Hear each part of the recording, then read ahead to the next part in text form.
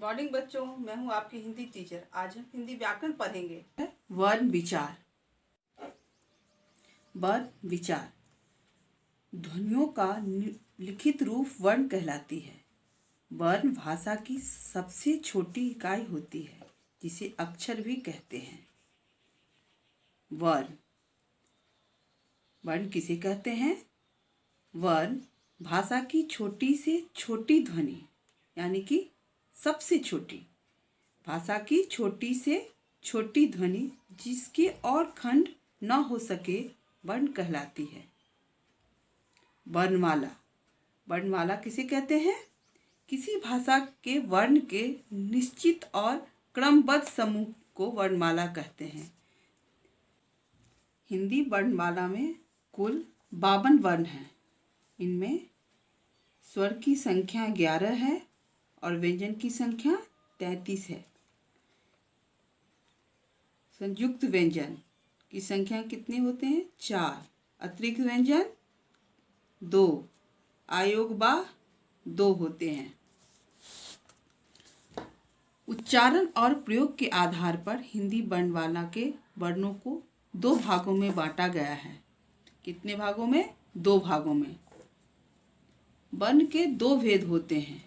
पहला स्वर, दूसरा व्यंजन। स्वर जिन वर्णों का उच्चारण बिना किसी अन्य वर्ण की सहायता से होता है उन्हें स्वर कहते हैं। वर्णमाला में कुल 11 स्वर होते हैं। अ, आ, ई, उ, री, ए, ऐ, ओ, औ। स्वर के भेद। स्वर के मुख्यतः 3 भेद होते हैं। पहला ह्रस्व स्वर, दूसरा दीर्घ स्वर, तीसरा प्लुत स्वर। ह्रस्व स्वर जिन स्वरों के उच्चारण में कम से कम समय लगता है उन्हें ह्रस्व स्वर कहते हैं। अ, ई, उ, री, ये ह्रस्व स्वर हैं।